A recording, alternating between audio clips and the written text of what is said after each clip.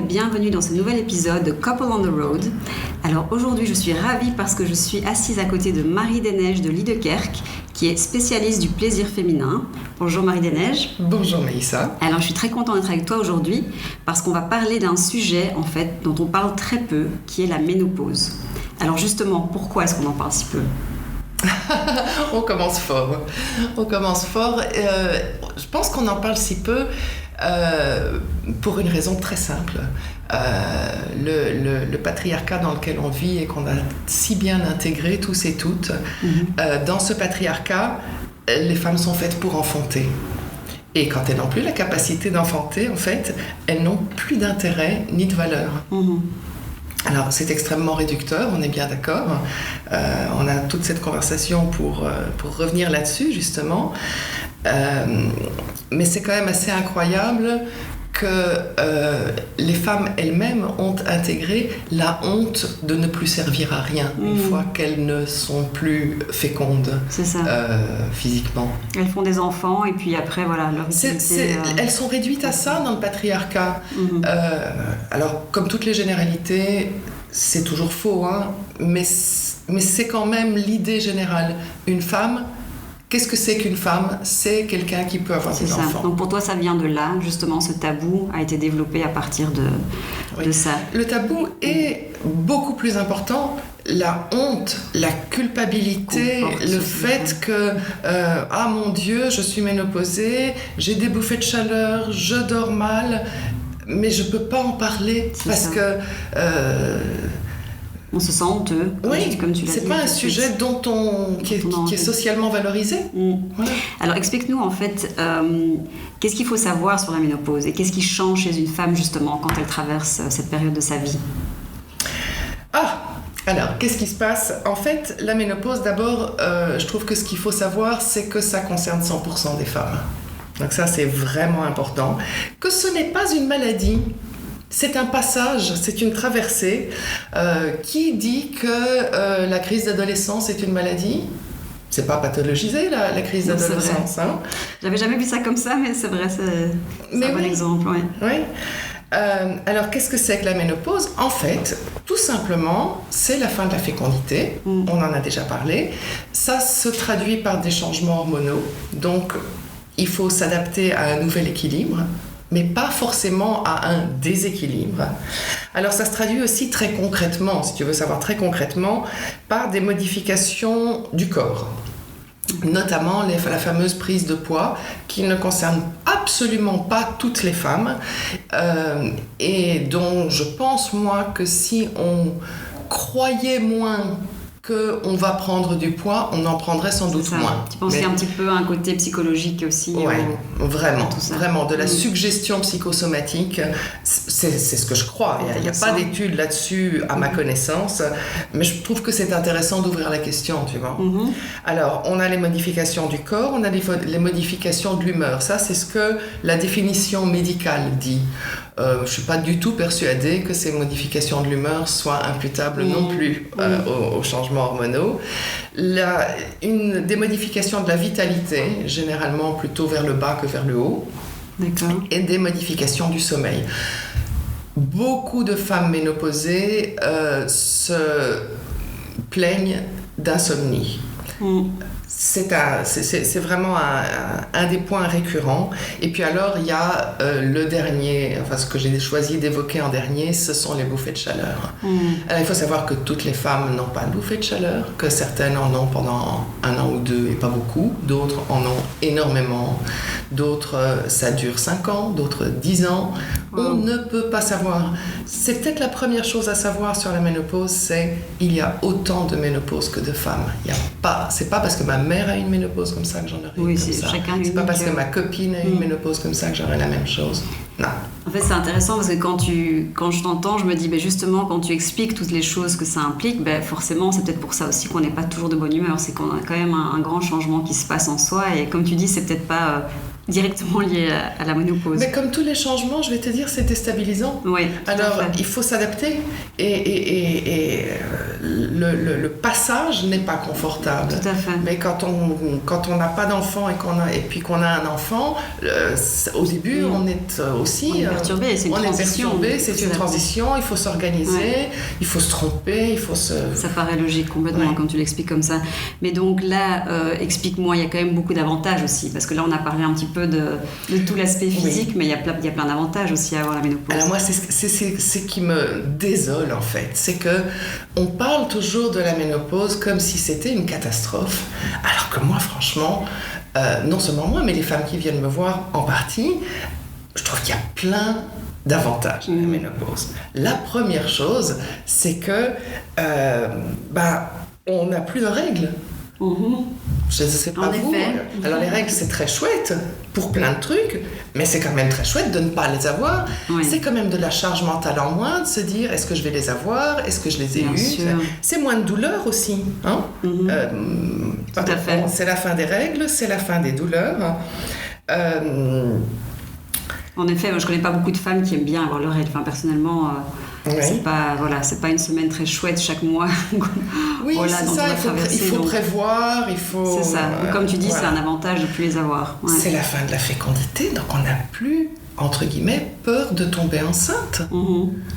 C'est quand même très libérateur, ça aussi. Donc ça fait quand même beaucoup de... Plus de moyens de contraception à prendre. Exactement. Plus à faire attention si on a un rapport. Oui, tout à fait. Et alors, dans les avantages, il y a une chose que j'ai trouvée vraiment intéressante, c'est la fameuse irritabilité. Alors, tu peux peut-être te demander pourquoi l'irritabilité est un avantage. Mais en fait... l'irritabilité, ça veut dire quoi? Ça veut dire que les femmes sont moins résignées. Ça veut dire qu'elles sont moins dociles. En fait, la ménopause sonne le glas de la docilité des femmes. Alors, est-ce que cette docilité est induite par les hormones? Tu me permettras d'en douter. Mais en fait... ça nous permet d'aller chercher en nous peut-être de la colère, peut-être de l'indignation, peut-être que cet inconfort nous fait... Et ça fait bouger les choses, en fait. C'est créatif, c'est créateur. C'est original, je trouve, de t'entendre parler comme ça. Tu dis que c'est une énergie, en fait, qui fait bouger les choses et qui fait qu'on se rebelle peut-être un peu à cette période de sa vie, en fait. En tout cas, qu'on se remet en question, qu'on réfléchit. Alors, chacune avec sa nature, avec sa... C'est ça. Avec son énergie. On n'est pas obligé d'être fâché. L'irritabilité, c'est pas toujours des grosses explosions. Non, hein. C'est ça. Tout le monde n'est pas comme moi. On est toutes uniques, comme tu l'as dit tantôt. Voilà. Ouais, tout à fait. Maintenant, tu es donc experte spécialiste du plaisir féminin. Oui. Alors, on va parler justement un petit peu de sexualité. Alors, comment est-ce que la ménopause, justement, affecte la sexualité chez une femme?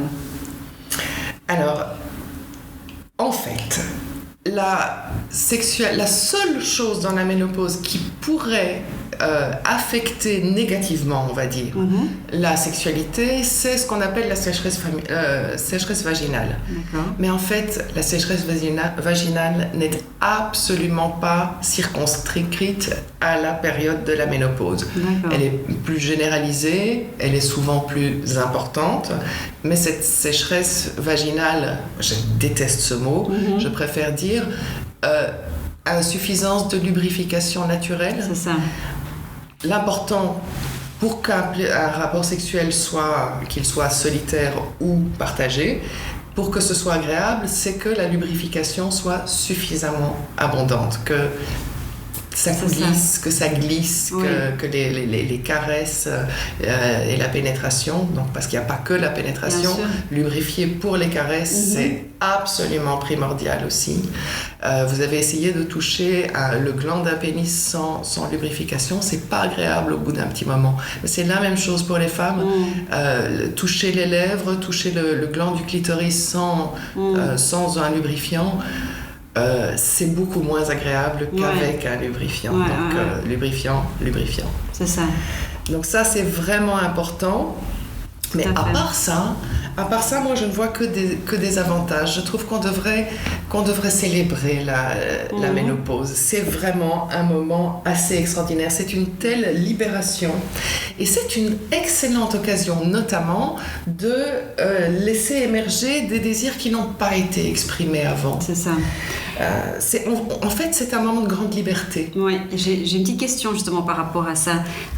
Tu parles de liberté. Est-ce que tu penses que quand tu parles à tes clientes, quand elles viennent en consultation, est-ce que tu sens qu'il y a aussi justement un sentiment de manque de liberté de la part de ces femmes d'en parler à leur partenaire ?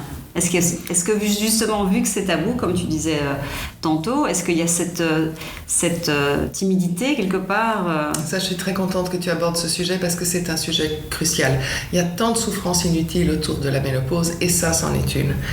Comme la ménopause est stigmatisée et négativisée, je veux dire, et connotée négativement, beaucoup de femmes qui viennent me voir, parmi celles qui sont ménopausées ou autour de la ménopause, me disent qu'elles n'osent pas en parler à leur partenaire. Mais tu dis pourquoi ? Elles ont honte, j'imagine. Voilà, exactement. Elles ont honte et surtout, elles ont peur de sa réaction. Parce qu'il y a cette idée que ménopause égale vieille. Et alors, c'est pas et que vieille, c'est pas sexy. Et tout ça, c'est quand même des idées reçues à revisiter. Parce qu'en fait, quand on regarde un petit peu les études, et là, il y en a des études, et c'est documenté, les couples de longue durée trouvent, les hommes et les femmes, dans des couples de longue durée, trouvent leur partenaire encore sexy, même jusqu'à 80 ans passés. Donc, c'est une bonne nouvelle tout ça. Oui, je trouve que quand même une des choses les plus jubilatoires avec la ménopause, c'est que les 3/4 des problèmes entre guillemets posés par la ménopause sont auto-infligés. Ce sont nos pensées qui créent ces problèmes.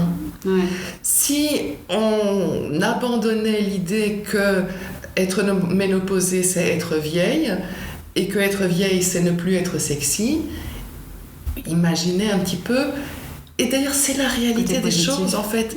Et les personnes ménopausées ont une vie érotique qui est souvent bien meilleure et bien plus joyeuse et bien plus naturelle que les personnes non ménopausées. Oui, toi tu le sais parce qu'on t'en parle justement quand... Je sais parce que je l'ai vécu, tu sais. Je sais parce que je l'ai vécu et parce qu'on m'en parle. C'est vrai que dans ma clientèle, et en fait c'est intéressant, parce que dans ma clientèle, il y a une proportion non négligeable de femmes qui viennent autour de la ménopause, avec des questions, pas forcément sur la ménopause, mais sur le plaisir féminin, sur leur plaisir, sur leur sensualité autour de la ménopause. Donc encore un avantage de la ménopause, c'est le moment de faire le point, c'est le moment de se poser, c'est le moment de se poser les bonnes questions, celles qui vont nous nourrir, celles qui vont nous libérer. Oui, tout à fait. Moi, c'est intéressant ce que tu dis. Quelque part, les hommes ont un rôle aussi à jouer pour le fait que les femmes se sentent peut-être plus libres et plus à l'aise. Et c'est peut-être, comme tu disais tantôt, aussi une problématique sociétale de rendre tout le monde plus à l'aise. Oui, on parle toujours du soutien parce que les hommes sont souvent gentils, soutenants, disent « Oh, ma pauvre chérie, ça je sais, c'est la ménopause, c'est pas facile. » Oui, et aussi... Waouh, c'est chouette, t'as la ménopause. Ce serait chouette d'aller jusque-là, tu as raison. On peut en parler avec humour, introduire de l'humour dans la communication autour de tout ça, c'est quand même assez extraordinaire. On peut en parler entre copines, on fait des tas de petites fêtes sociales qui nous viennent peut-être des États-Unis, autour de plein de moments de la vie des femmes. Pourquoi est-ce qu'on ne ferait pas une fête autour de la ménopause ? Faisons ça, célébrons notre ménopause, non ? C'est une bonne idée, ajouter un peu de légèreté d'humour. Alors, le mot de la fin, Marie des Neiges, quel conseil est-ce que tu donnerais justement à une femme qui commence ou qui va traverser, qui sent qu'elle est peut-être en préménopause justement, qu'elle va traverser cette phase de sa vie quel conseil est-ce que tu donnes finalement aux clientes qui viennent te voir avec cette problématique justement ? Alors des conseils, j'en ai déjà donné beaucoup dans tout ce qu'on vient de dire. Je dirais que le conseil numéro 1, c'est se renseigner, en parler et en rire. Je pense que c'est le meilleur conseil qu'on puisse donner à une femme. C'est vrai que c'est inconfortable, c'est vrai qu'il y a des choses qui sont inconfortables, il y a des choses qui sont désagréables, c'est compliqué de trouver un nouvel équilibre, mais on peut aborder ça de manière amusante et avec espoir, avec enthousiasme. Avec plus douce aussi, Oui. Et en voir les avantages, comme tu disais tout à l'heure. Avec douceur, avec bienveillance, auto-douceur, auto-bienveillance. Et voilà, moi j'aime bien... Maya Mazorette, qui dans sa chronique, elle a une chronique qui s'appelle La jeunesse sexuelle bon débarras. Tu imagines combien ça c'est sympa. Elle disait ceci, elle disait: et si vieillir ne signifiait pas le début du lent déclin de notre vie érotique, mais plutôt son enthousiasmante découverte. Eh bien, quand les femmes viennent me voir chez Sexponentiel avec des questions autour de la ménopause, c'est vraiment dans cette lignée-là que s'inscrit dans cette énergie-là que s'inscrit notre conversation. Oui, vraiment ça. Et pour partager un peu mon expérience, enfin je veux dire les retours que j'ai, les retours sont vraiment chouettes. Les femmes souvent... on a commencé une conversation, on la continue, elle m'envoie des mails, des messages en me disant, en me donnant des nouvelles, en me disant comment elles se sentent, comment ça se passe dans leur couple. Elles s'éclatent en fait. Elles s'éclatent, comment elles ont initié la conversation avec leurs copines, et que c'était pas la fin du monde, et qu'il y en avait qui étaient gênées mais qui ont changé d'avis. Donc c'est vraiment, on partage le plus largement possible. Je trouve ça très chouette, ça m'étonne pas qu'elle te remercie parce que tu en parles justement avec beaucoup de légèreté et de bienveillance. Et je pense que je suis d'accord, en t'ayant écouté là pendant ces longues minutes, que tu apportes tout le côté positif dont on a besoin autour de ce sujet pour les femmes en tout cas. Mais merci beaucoup Marie des Neiges, c'était un plaisir de te parler aujourd'hui et à très bientôt. Merci Maïssa.